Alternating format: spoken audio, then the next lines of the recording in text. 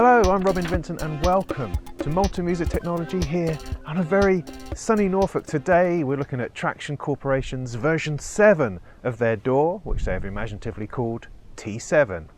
I originally wrote this review about 6 months ago when it first came out, but I just couldn't find the time to get around to videoing it. So I've come back to it now with kind of fresh eyes and a new perspective, and with a new update, because it's now up to version 7.1 and they've ironed out some of the initial kind of with a new version of a DAW, and so I think it's all the better for it. Tracktion has been around for a good long time. They pioneered the single window approach and really designed itself to work differently from the multi-windows of Cubase, Sonar and Logic. It ran into a bit of trouble a few years ago, but in 2013 a new Tracktion Corporation was formed and the original developer kind of reacquired the rights to the software and they immediately released version T4. Since then they've had a release pretty much every year, and here we are in the most ambitious version yet of T7. They're a small sort of passionate company who really believe in their products and just want to enable people to make music. Hooray, that's all we want. Before we start, I should mention that when I originally filmed this, I filmed like a 10-minute rant on the fact that T7 doesn't come with a manual. But you know what, rather than me belly aching on about how much that sucks, I've decided to just kind of get on with my life. I mean, T7 is a $60 program and they provide a wonderfully detailed manual for $10. So why not just call it a $70 program? And that way I don't have to keep fussing about it all the time. So there are some references in the video to the manuals or lack thereof, so that's the reason for that, but I'm just not going to go on about it anymore. Tracktion is a bit different, it wants to be different, and so I've focused on those differences in the review, not necessarily just the stuff that's new in version 7. There's some really good stuff in here, so I hope that you find this interesting. So let's get on with it. So I've loaded up one of the Tracktion demos, so let's get stuck in.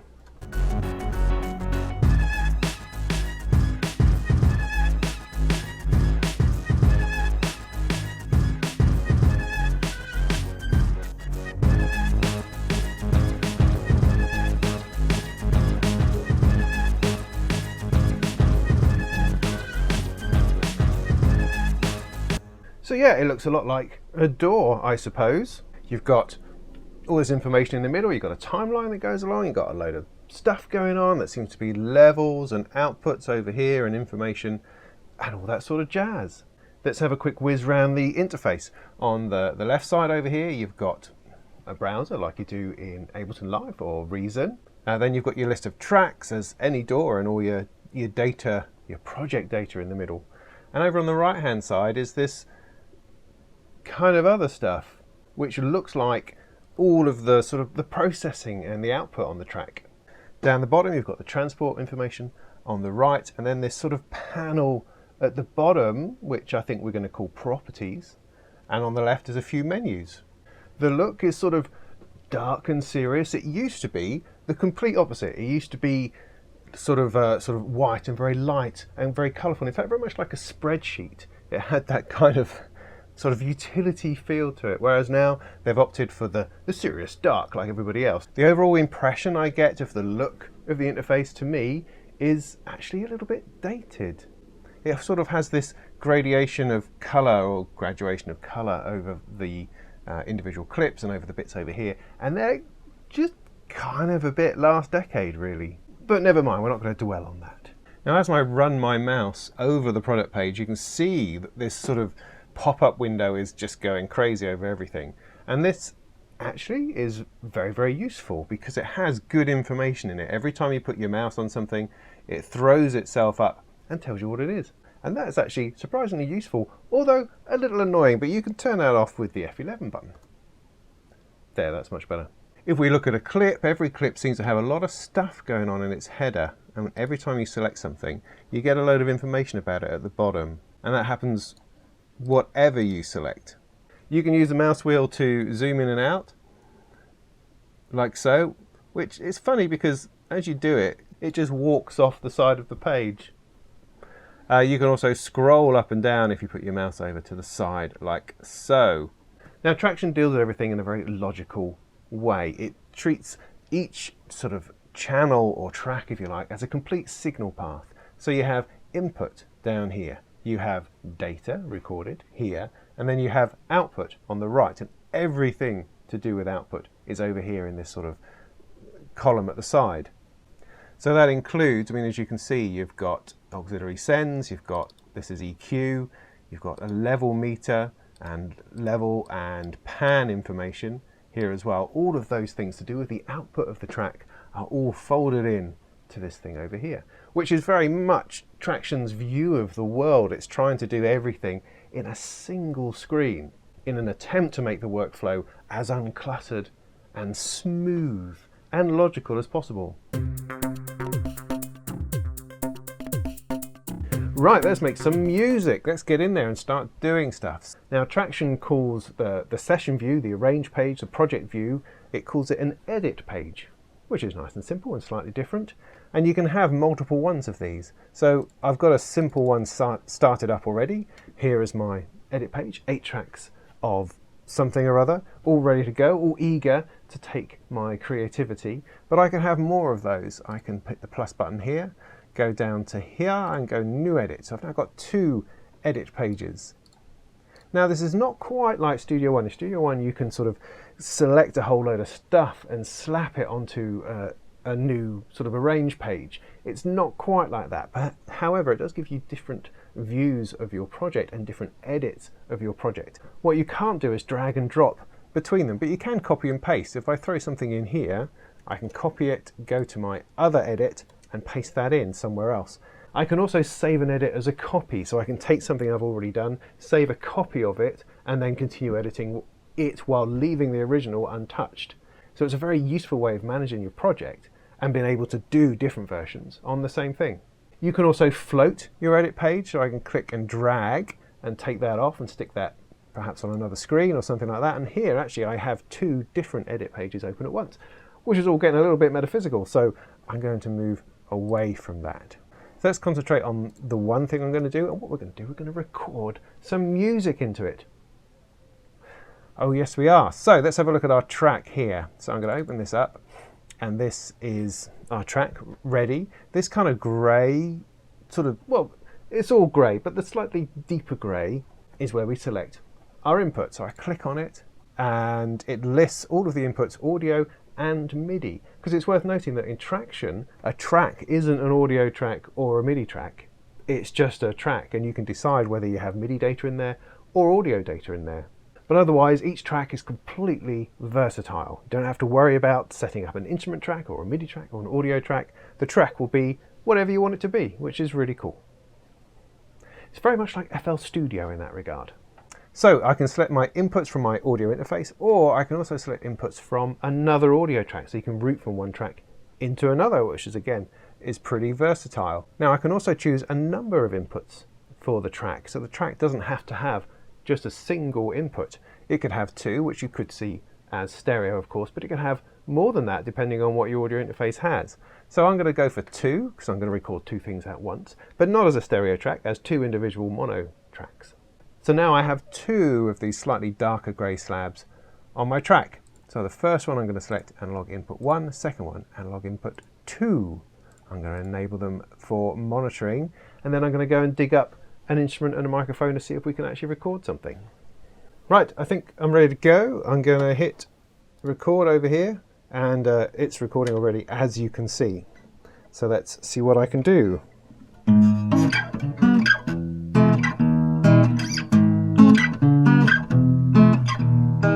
Oh, I can't live without you. Oh, I can't live without pork pie. Okay, let's hit stop. Now that's really interesting. Let me get rid of this. So what you get in your project is these 2 audio files that are sort of slightly offset from each other so that you can see both, but contained, so it seems, within the same clip. But they're not. They're actually independent clips. There's one there and there's one there. So these 2 inputs have generated 2 individual clips, And as you'll find in Tracktion, the clips themselves are very independent. They can be moved around and changed from different places, and they have their own tools and their own stuff going on that's all relevant to the content within. But what I really like here is the way that these two displays are offset, so you can see that there's two different things going on. That's really interesting. Very, very interesting. Now, of course, I can now pull these apart. I can pull one down here, set it onto track 2. So now I've got my 2 tracks as if I recorded into 2 tracks. Now, I'm not entirely sure why I would want to record into 1 track, why I would want them to be grouped together like that. I'm sure there's some really interesting reasons in there. So if I'm understanding this right, Tracktion treats each clip as sort of an independent object. The contents and the track location are largely unimportant. And the edit page allows you to lay out these clips across whatever tracks you like. And the tracks are actually only there to help with organization and also to route to different output processing. MIDI clips and audio clips are of course different, and the content of that clip can be edited differently. But the container, the clip itself, is largely the same and can be treated the same. So rather than having some kind of toolbar, instead it has a number of little icons in the track header which allow you to do different things. At the the front and back edge of the clip are these kind of play type buttons. If you click and drag on the empty arrow, it sort of moves the front of the clip. If you click and drag on the full arrow, it takes the content with it. So I'm moving the whole wave along as opposed to just the edge of the clip. Same thing happens on the other side. So I can trim down like so, or I can move with the content. If you hold the Alt key, then the content stretches and squashes depending on which direction you go. So in the middle you have these 2 little boxes. The empty one says that it moves the clip's start and end point but keeps the contents fixed. But that doesn't seem to do very much. It pulls that end in a little bit. And the other one slips the content of the clip, keeping the start and end point fixed. But again, it doesn't seem to do very much. I don't know if I'm doing that right. When you're using MIDI, which we'll come on to in a minute, that's actually a lot more obvious. So maybe it's more of a MIDI function. I don't know. But anyway, moving on. So the third one here is actually an L. It's not a box, it's an L for loop. And that toggles the loop state of the clip. So if you put that on, it will then loop if I drag from the side. See, loop, loop, loop, back, back, back, back. Loop, loop, loop, loop, like so. Okay, and then these other boxes seem to make a bit more sense. So now I've got this loop thing going on over here. I can drag that to make a few more. I can use the empty box and drag from side to side, and it drags the clip around the content. The content stays the same, but the clip, the object moves. Using the other one, that then keeps the clip the same, but moves the content within it. Does that make sense? Yeah, I think it does. You see, who needs a manual? We can just work this stuff out as we go. The chain link bit sort of icon thing there is not, as I thought, kind of a duplicate button, although that does appear to be what it does. But in fact, it's a linked clip function. So what happens is that all of these particular clips are now linked to each other. So whatever I do to one, like fading, happens to the other one. That's pretty cool. So it's like creating a reference to the original as opposed to an actual copy. So there's lots of other things I can do. For instance, I can change the panning, like so, or the gain. Fade in and out bits. Start points. No, that's going to be individual. Length is going to be individual. So again, it's sort of the content, I suppose, that's linked as opposed to the clip itself, perhaps. I don't know. But one thing that isn't linked is the clip effects. Now, the clip effects are really, really interesting. This is probably my favorite bit of the entire program. So let's have a look at that. So with clip effects, I'm going to demonstrate this with a loop. Like so, because a lot of it is sort of time-based rather than freeform as the recording was that I did earlier. So I click on the button and it gives me a list of various things I can apply, like volume, for instance. I mean, that's fairly simple. I can do a couple of points and apply essentially some volume automation to the clip. That's nice and easy. That's not particularly interesting. Let's try another one. Let's hit the plus button and do a step volume. This is slightly more interesting.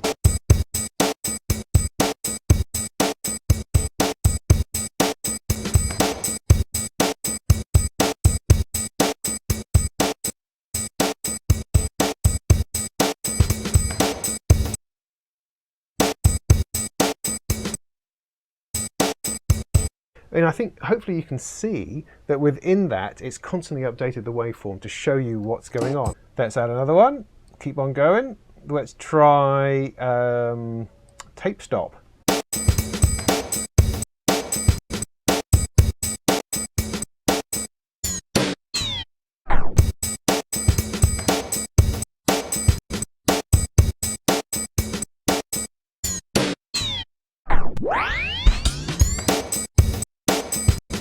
Now with each of these, they're sort of getting stacked onto the waveform. You can also order these whenever you like. So I can move this one up to the top, move this one further down.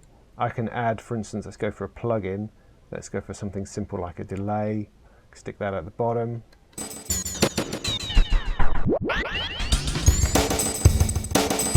So I can stick that, for instance, at the top so that the delay is then getting stopped by the stop. Does that make sense?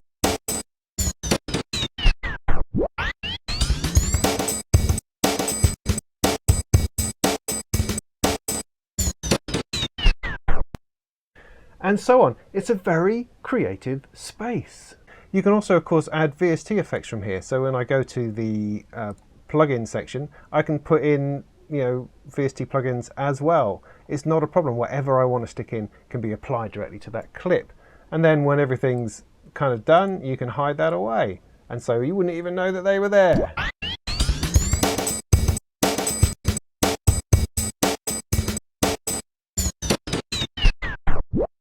But of course the waveform itself, if we bring in what it originally looked like, you can see how it's changed. I really like that. I like that a great deal.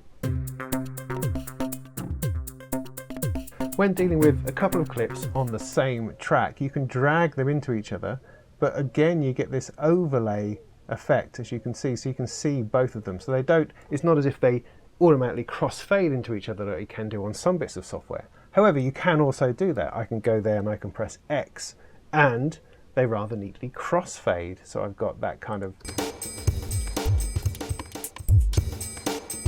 thing going on. Now if you select a couple of different clips together, you get some different properties down the bottom. Most of the other stuff is gone. You've still got gain and pan, so you can do them all together at once, like so. But you have a couple of other interesting options. One of them is create comp, the other one is render clips. Now the render clips seems obvious enough. You hit that, merge the selected clips, render all the clips. It just renders it to a new file. That seems simple enough. The create comp was a little bit more complicated and it took a little bit of digging for me to kind of work out what's going on. And I think I understand it.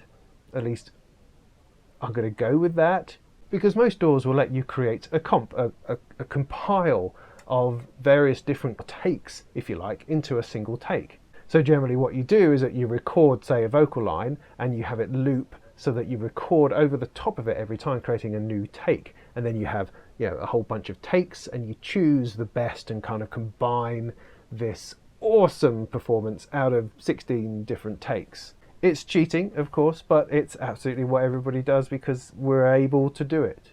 But what Tracktion does is a little bit different. It can do the loopy comping thing, that's fine, but it takes it further in that it allows you to comp from entirely different tracks and entirely different clips. So that means that you don't have to have set up this loop and these takes. You might have done a take much earlier in your session, which you think could fit in there nicely, or a certain part of it would, and you can include that in a comp group. So I've got my 3 drum parts here.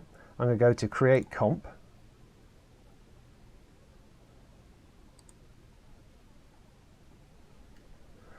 Now initially that looks a bit scary. It looks like your clips have vanished and it's just been replaced by one of them. But actually within this, because it's a comp, you have all three files. One there and one there. And it's just currently showing you the top one, if you like. If you go to show takes, it will then show them within a comp environment so that you can start doing the actual comping. And you do that simply by selecting the bits you want to keep. So let's keep that bit there, and then we're going to move to that bit. We like that bit, and then this bit, go a bit longer than that bit. That bit we liked, that bit we definitely like that, and that bit there, like that. So now if I play that back,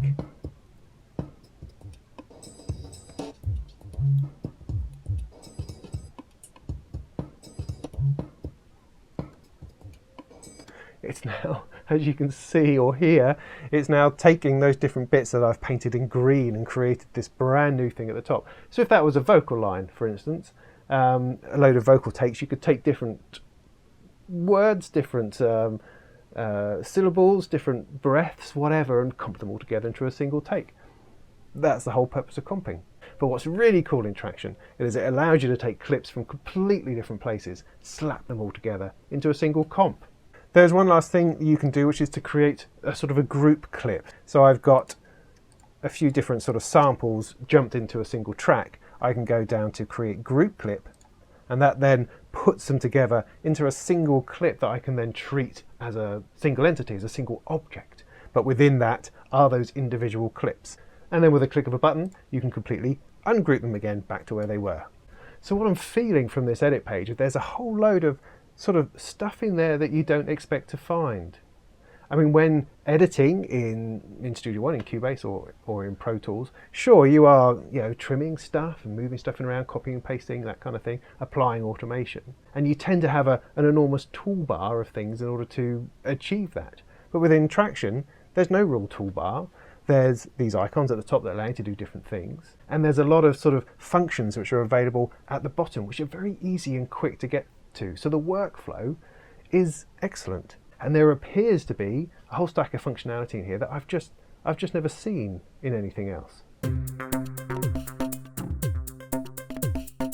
Right, well, let's throw some MIDI into the mix then.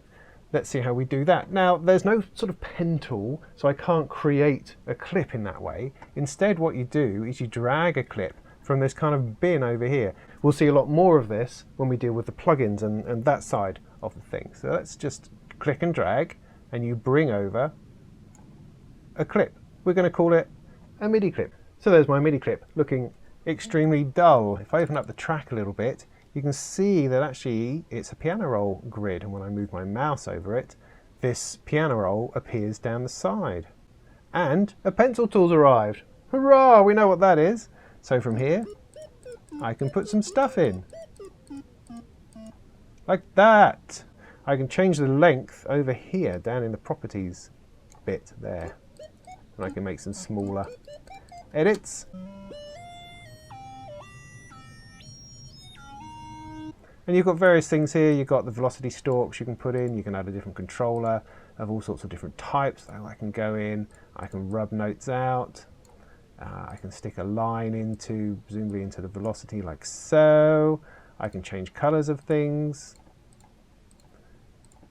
So I've got a very pretty MIDI thing going on there. And I've got velocity and length and beats, quantize, that kind of thing. So all the usual sort of things you'd find in a piano roll editor are all there. I mean, Tracktion was doing this sort of style of on-track, in-place editing way before any other DAW came up with the idea.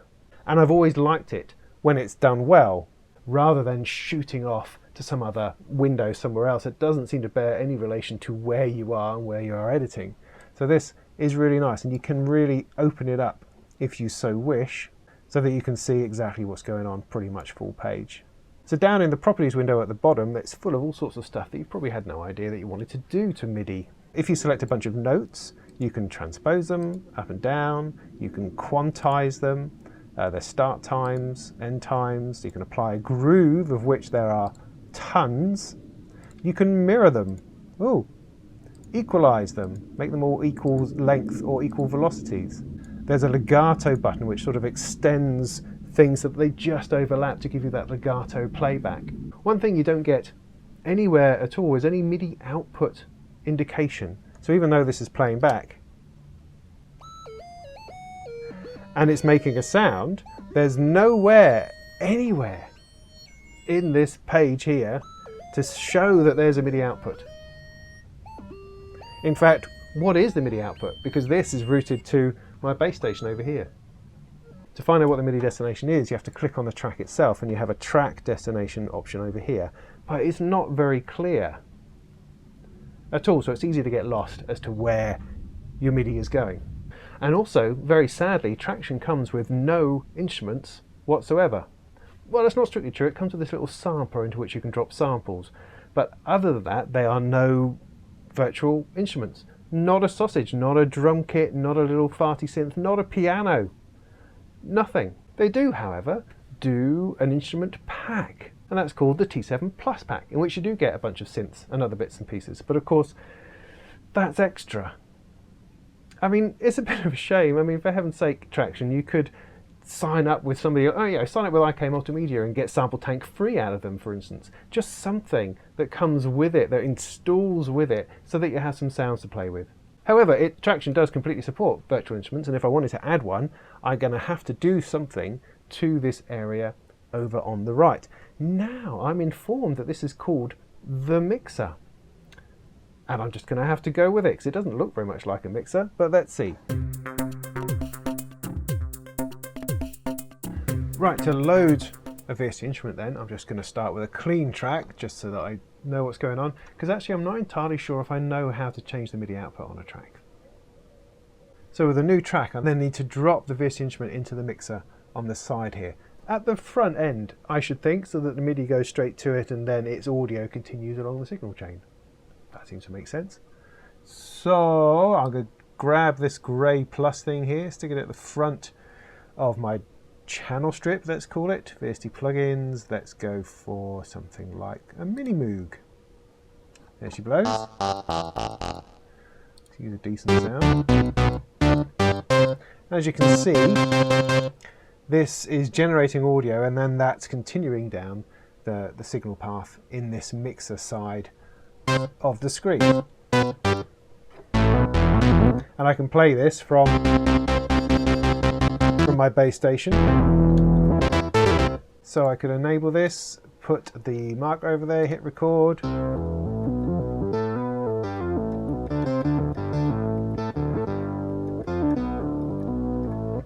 Play some random nonsense. You don't see it appear as you record. Well, I like that, but it's not there. But there it is. There's my stuff, and I can press M to. I can select my clip, press M to loop it. There's the loop there, and that'll go around.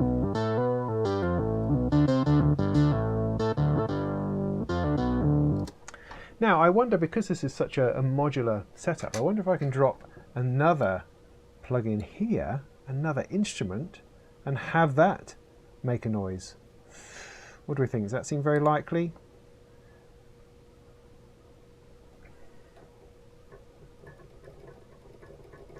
No, that seems to kill it completely. Okay, that's making noise. That one no longer is.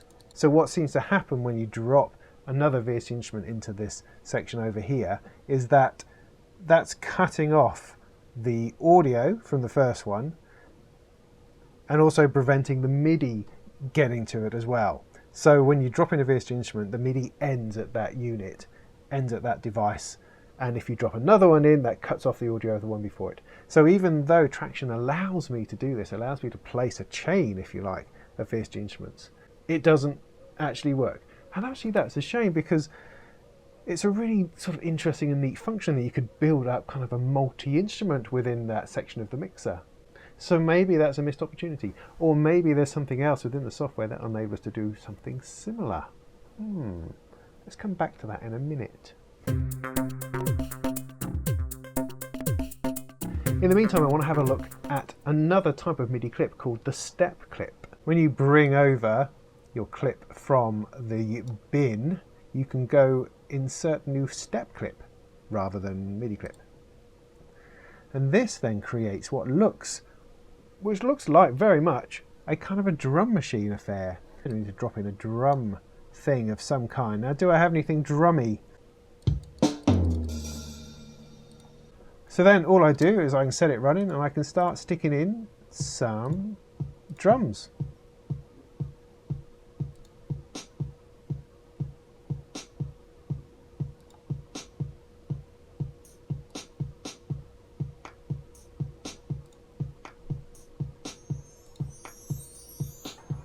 It's a pattern creating thing, a step editor, step sequencer, whatever you want to call it. And it's really quite cool. I can create a new pattern. So put something else in, which is going to be a little bit different. Have that running. Then I can swap between the two.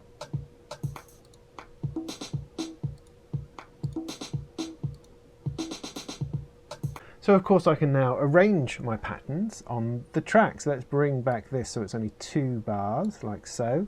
Then if I copy and paste or make a copy of that, I can change that to be pattern number 2, like so. And obviously I can draw in more of those ones or bring it back and stick in the original one, like so. Whatever I like. It's really, really very easy. There's some other handy things down here, like for instance copy to a new pattern rather than just creating a new pattern. I can clear everything. I can randomize everything, which is quite nice. If you click at the top here, you can have a velocity pane appear. You have to select one of the things you're using and then you can change the velocity like so. You can also change the gate time if you like, which is difficult to see here if I zoom in a little bit. There we go, that's more like it. You can change the gate for each of the notes. And if you look down in the properties, you've got a choice of which note that's actually playing. So at the moment it's playing this one, but I could actually move this yellow arrow down to be playing that instead, or whatever I like. Nice, lovely. These channels here are just arbitrary. It's just something that they put in. You can add more of those if you wish. There we go, insert new channel. I knew it was there somewhere, so I can insert a new channel and I can select that and decide what it is I want that to be. There's also a certain amount of power available within this actual clip. So rather than the copy and pasting of clips I did before, I can kind of do it within the clip. So I can go here to insert a duplicate section and that'll put another section next to it. If I bring this back like so, I could make that pattern 2. And then it's pattern 2 that continues out. So I could do that. I could take this section and go insert another duplicate section there. And I could change this, or I could make it into something different, or I could take it to a new pattern, put something else in there, and that then continues on. But it's all part of that same clip. So within that clip, I can create quite a complex stepped arrangement, a stepped sequence with all sorts of stuff going on. Or I could have, say, perhaps 8 bars of that and just keep swapping them around until I get the kind of groove I'm after. It's a very powerful step sequencer right there in the edit page, in the arrange page. And it's something which I almost missed when dropping in MIDI stuff because I didn't immediately twig what the step clip was. I kind of ignored it, and yet it's enormously powerful. It's a lovely thing to have right there within the edit page. One thing that I thought would be a really good idea here was some kind of sort of template or preset manager. I mean, you can change the length of the patterns down here with some common ones. For instance, it could be 2 bars long, it could be 1 bar with 16 steps or 1 bar with 32 steps, that kind of thing. And that's cool and that's helpful, but if you were using it for a synth in some kind of arpeggiated way, then it would be really useful to have that as a template. So rather than it being stuck here to drum sound and map to drum sounds, you could pick, for instance, a key or a scale, and then it would give you that grid all there ready to go. Because if I change this to a synth,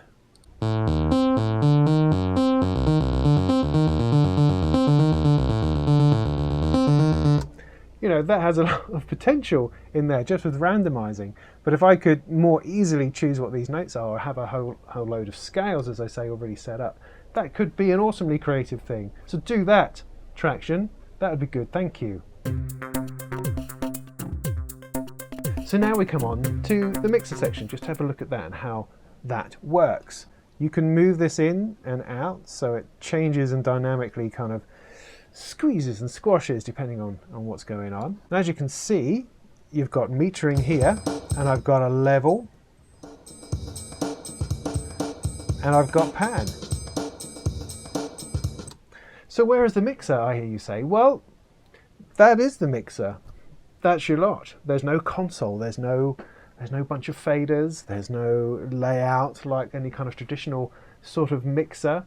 It's all within this thing over here. I mean, I guess with their idea or their concept of having a single window, a single space in which everything happens, there's just really no room for that kind of mixer.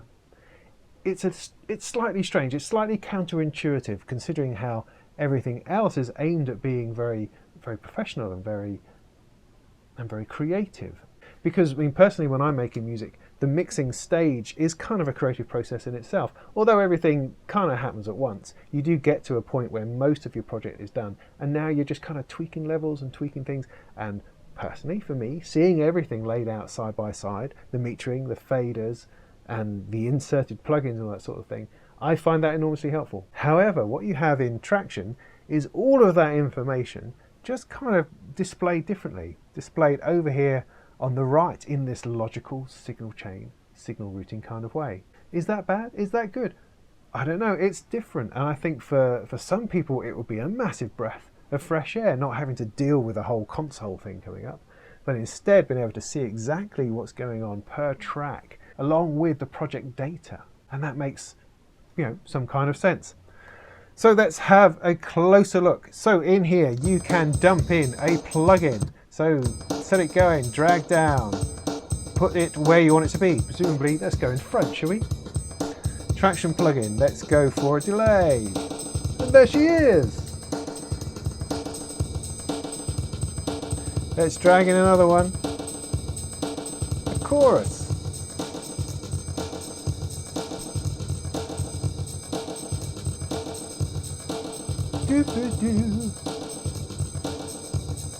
And EQ. Now there's not much in the way of GUIs for any of these plugins. If you go to the chorus, for instance, or the delay, you've just got these bits of data down in the properties window. There's no other GUI. It's only the EQ that goes a little bit further and gives you something to actually play with. Well, actually the EQ is really quite usable, quite nice. And I like the way it's reflected over here as well, so, you know. So Tracktion know that it doesn't have to be that dull, but in many ways they choose to make it that dull. I mean, in talking to them, what they say is that it's just incredibly streamlined, it's low CPU, which means you can run more of them, so they're very low impact as far as the system goes, because they're not having to deal with some flashy GUI that you don't really need. It just gives you the facts, and that's what makes them good, I guess. With anything else, you can drop in somebody else's plugin, ta-da, and it just throws up the GUI like it normally would.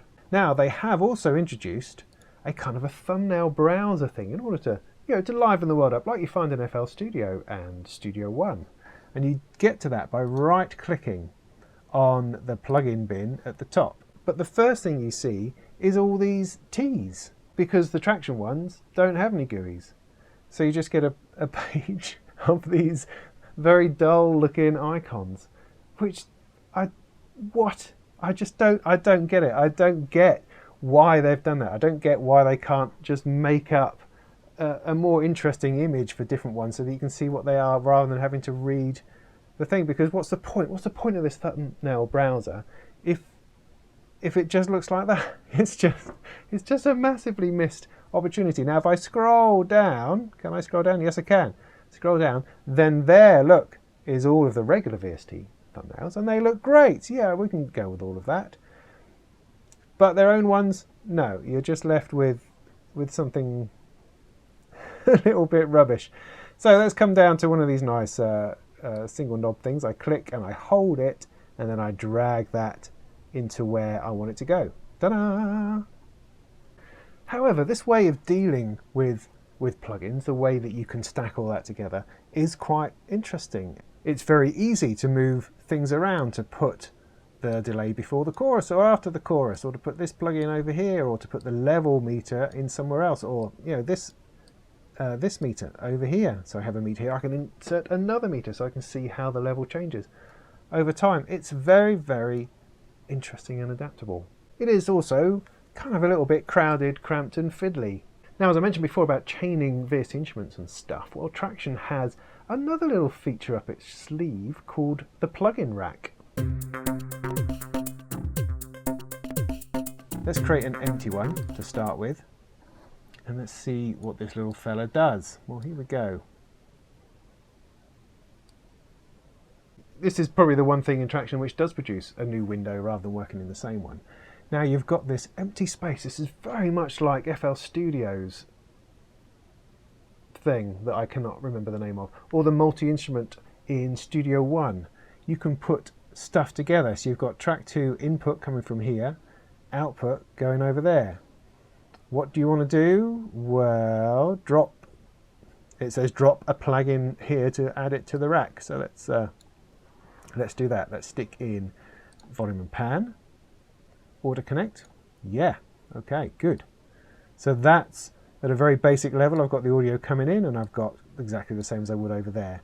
Now I could add something else. Let's stick something in here like the delay. Now this one is not connected, so I'm going to have to decide how I'm going to do that. It's MIDI output, that's left, goes to there, right, goes to there, for instance, and then left, oops, output, right output. So now I've kind of side chained in a delay by accident. I didn't really mean to do that. Stick something over here. Let's stick a phaser in, and we could do the same over here.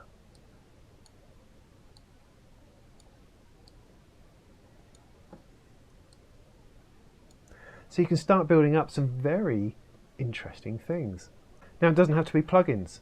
I mean effects plugins. It could be VST plugins as well. It can be VST instruments as well. Maybe let's see if I can get what I couldn't get done before, which is to have two synths together. Can I do that in this environment? Let's have a look. GBLU 8. Okay.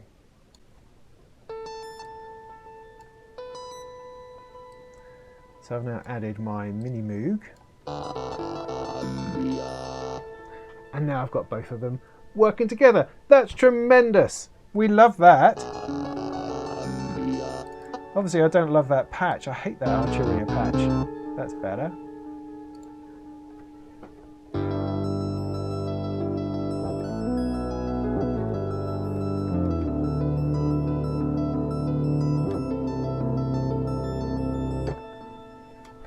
Super.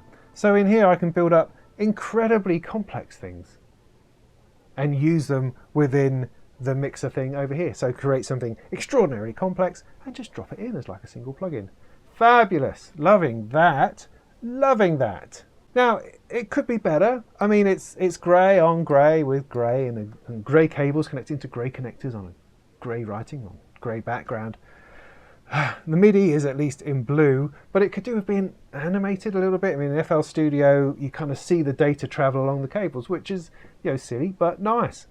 In Studio One, everything gets coloured differently and you end up with these blocks of colour and layers and such like. It also gives you an easy way of mapping stuff across a keyboard to layer stuff up. And I'm not entirely sure how you would do that in here. It may well be possible. I just don't know how to do it.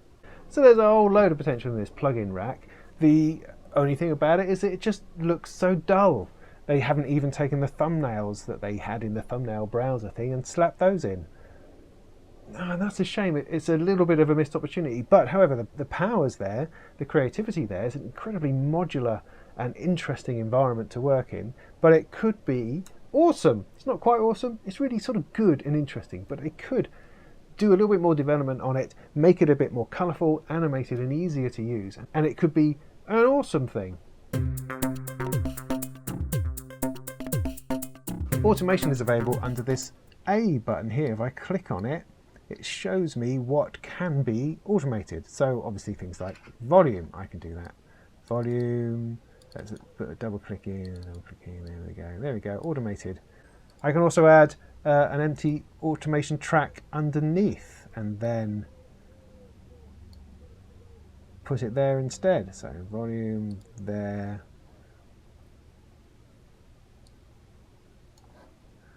Add another track and stick that to pan. So those are now shown underneath. Do you see that if I scroll down a little bit? I've now got pan there, volume there.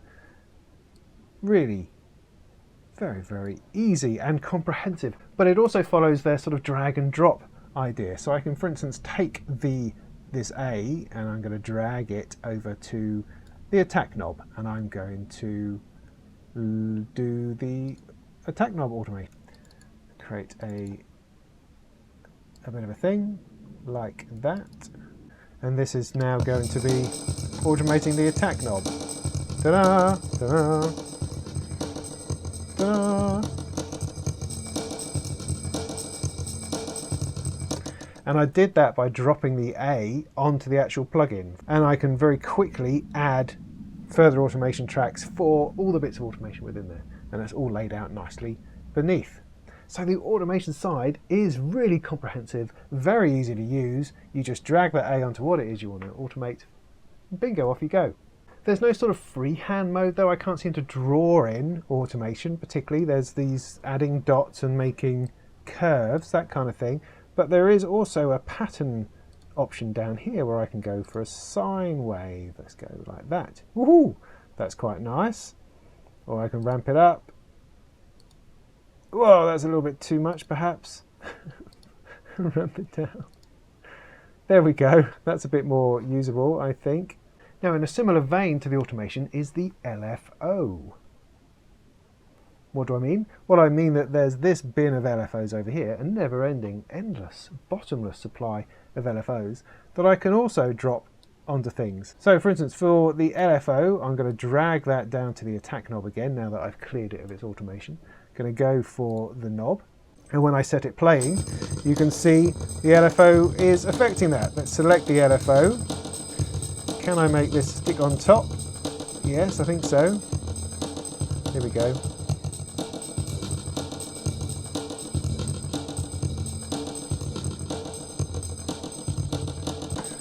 So that's cool. Let's bring that up. Got the compression going bonkers over there. Let's bring another LFO in and drop it on there. Let's go for output.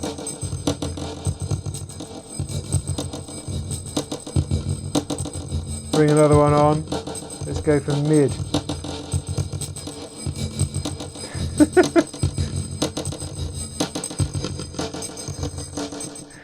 So I can LFO anything I like. Pretty much. Any parameter, I just got to drop it on it, drag and drop it on it.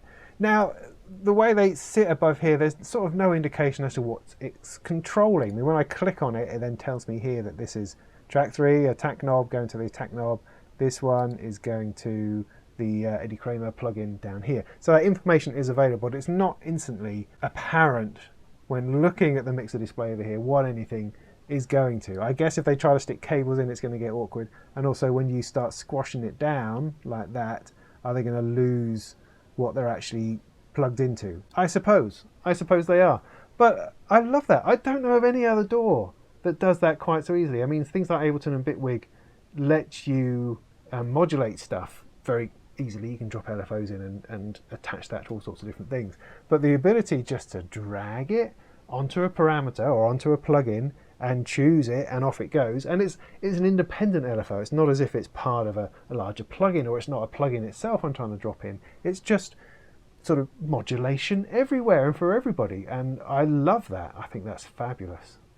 Yeah, I think the automation and the LFO give a real good indication of the creativity that's available within Tracktion. I mean, just to recap the sort of things we've gone through so far, you've got the clip effects, which allows you to apply sort of interesting layers of effects to individual clips. You've got the comping that allows you to choose different clips to include in a comped clip.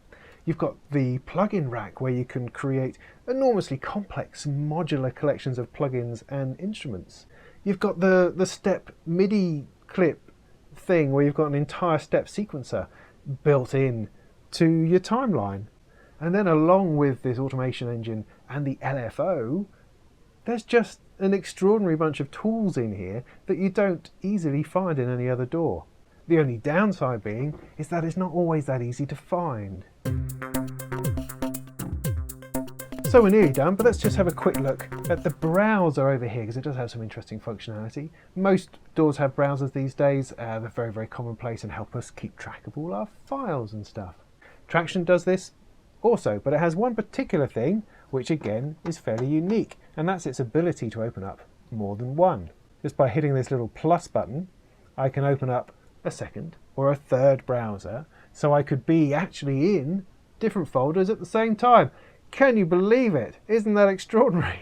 So I could be looking in here for one particular drum sample, I could be looking somewhere else for other bits and pieces, and you can pick up a load and throw them all in together at once, I think. I might have done that wrong. There we go. Separate tracks. Da, da, da. Yes, I just needed to hold the control key and then I could drag them all in together. So other than that, it's fairly standard browser functionality. So rounding things off, there's a couple of things I haven't mentioned. The properties window at the bottom here can be pushed away out of the side, so can the browser for that matter. So they have kind of eased back on the whole single screen thing to allow you to have a lot more going on at the time. I can even get rid of the mixer, so I'm just looking at the editor. Then if you want to edit something, you can hit this spanner icon down here and it will pop up like so. So that's cool. So it can, you know, evolve into perhaps a more familiar place, but then I don't necessarily know that you want to do that. I think you want to keep the character of Tracktion on view.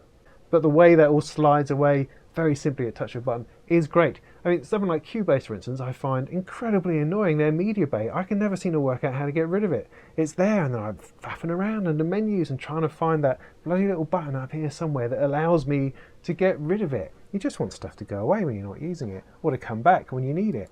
I think if I go to the side, it'll come back just when I put my mouse over the side, which is lovely. That's a lovely aspect of this kind of dynamic GUI they've got going on. Even as I say, it does look a little bit dated in places. So coming to the end of this enormous review, as you probably know, I like touchy stuff. So I'm just going to put it onto my touchscreen here. It is very touchable. You can move everything around. You can select everything as you'd expect to. If you click on something over there, you can then move parameters here very, very easily. If I get to the EQ, you can in fact move two things at once or more. So there's a great deal of touch functionality already built in, but it's not fully formed.